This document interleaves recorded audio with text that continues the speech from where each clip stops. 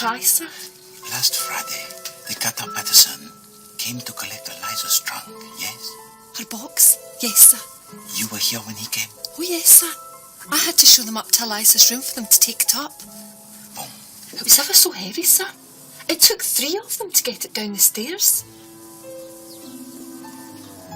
You all right, sir? Of course. Tell me, Annie, you said her box was already packed. Oh, yes, sir. Packed, locked and corded. Quite a thick rope round it and done up ever so tight. Did it have a label on it? Yes, it did, sir. With an address? Just the name. Miss Eliza Dunn, it said. Twickenham Station, to be called for. Very well, Annie. Thank you. Au revoir. Au revoir, sir.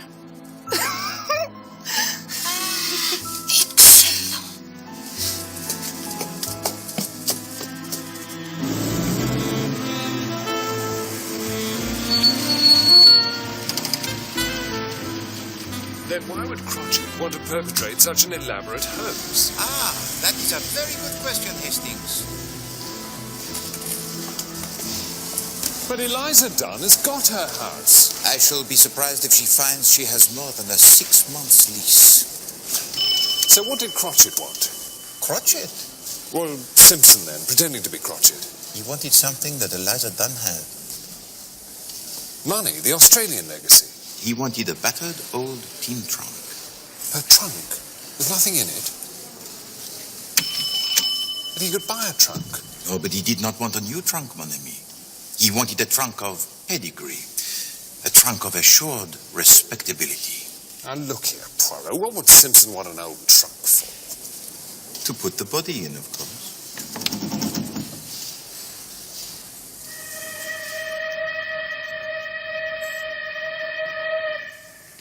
Sent it on to Glasgow, Gov, to await collection there. But how do you know this? You have not consulted your records. I don't need to consult my records, Gov, do I? What do you mean, body? What body? Is he with you?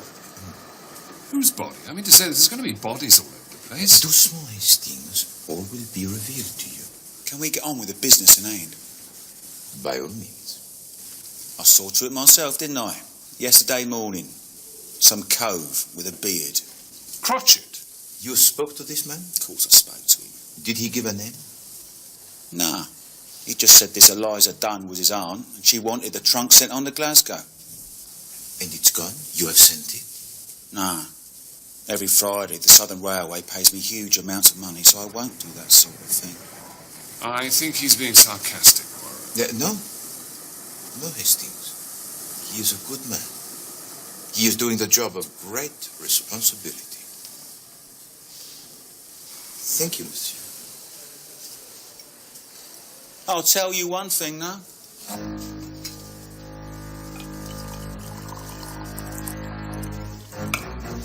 And what is that, monsieur? Are you looking for this bloke or something? Well, of course we're looking for him. I'm talking to the engineer, not the oil rag. Now, look here. No, Hastings. What is this one thing you will tell us, monsieur? All right. I'll tell you. I'll tell you where he is. There. Go on. Well, at least where I think he is. Ah, a bit less sure now. I bet he is. I bet he's where I say. And where do you say? Bolivia. There. Bolivia. That's in South America. And what is it that makes you think he is in Bolivia? Well, going there, at least, on his way, like. He has to pay for this trunk to be sent on to Glasgow, see? I see. He takes out a wad of notes, will choke a cart horse it would. There's a few English notes there, which he pays what he owes me with. But I couldn't help but notice most of the other notes were Bolivian. Hastings, this gentleman is a genius. How do you know they were Bolivian? Well, one tiny little thing was, they had Bolivia written all over them, didn't they?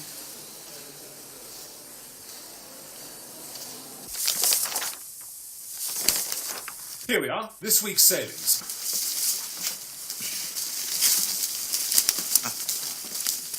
Nothing for Bolivia today.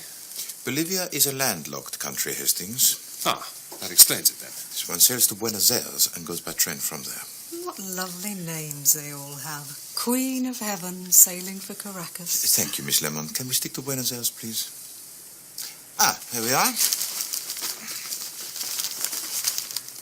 The SS Novonia from Southampton at 1 a.m. Well, let's go then. Are we looking for Simpson? Or the trunk? Simpson, of course. The trunk is in Glasgow. But first, Scotland Yard.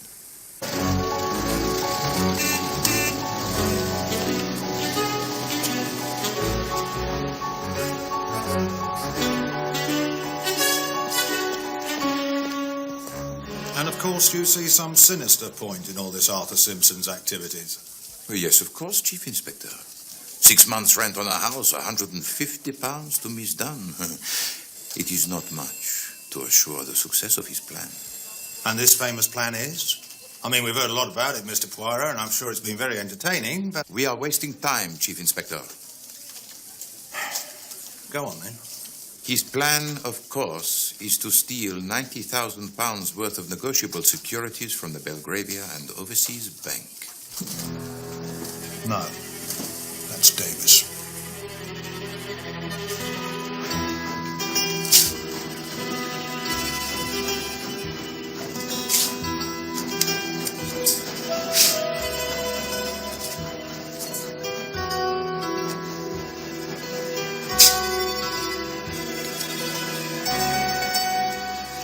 Here it is, Sergeant.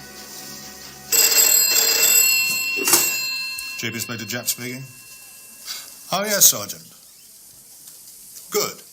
Good. It's Glasgow. They found the trunk. And? What do you mean, and? Have they opened it? Sergeant Hendry, have you opened the trunk? Ah, yes, I see. Apparently they need a warrant up there.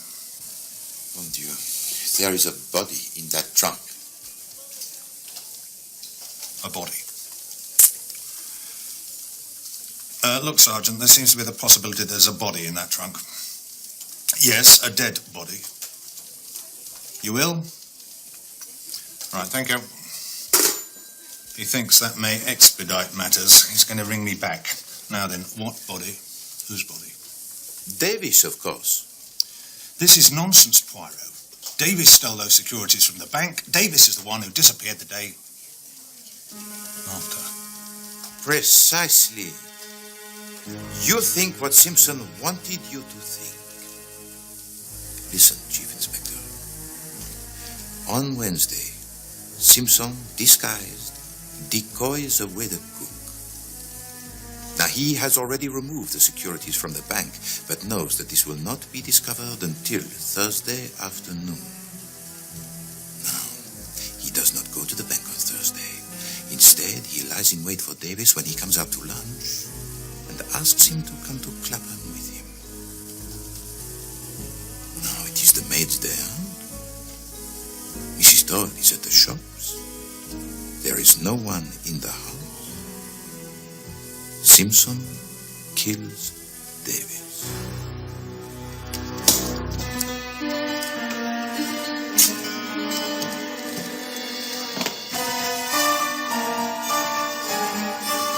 The one difficulty for a murderer is the disposal of the body. And that is why Simpson wanted the trunk of Miss Eliza Dunn.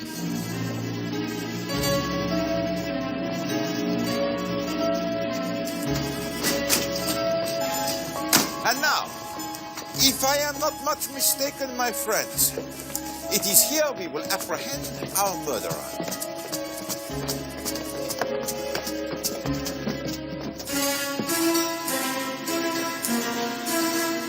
Have I got something wrong, Chief Inspector?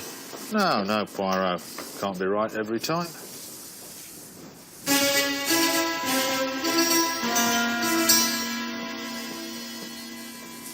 Mon Dieu, I am wrong.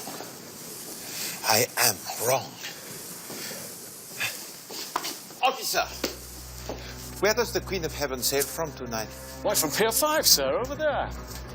Poirot, where are we going? The Queen of Heaven sails for Caracas tonight. I remember it from the time. Yes, but Caracas isn't in Bolivia, is it? What the porter saw on the banknote was not Bolivia. What was it then? It was Bolivar. And the Bolivar is the unit of currency in Venezuela. Our friend is on his way to Venezuela.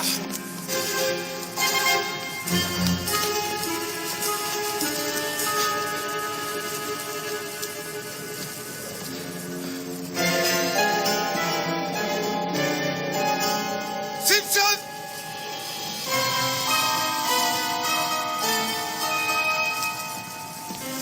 Stop that man!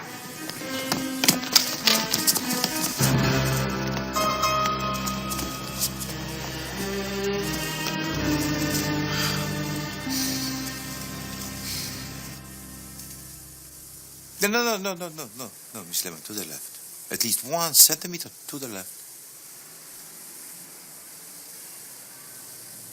That's better.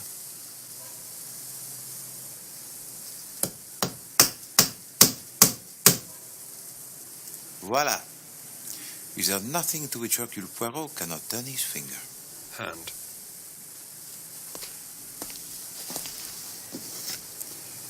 Pay to Hercule Poirot the sum of 1 guinea only, Ernest Todd. It is to me, Hastings, a little reminder never to despise the trivial, but the undignified. A disappearing domestic at one end, a cold-blooded murder at the other.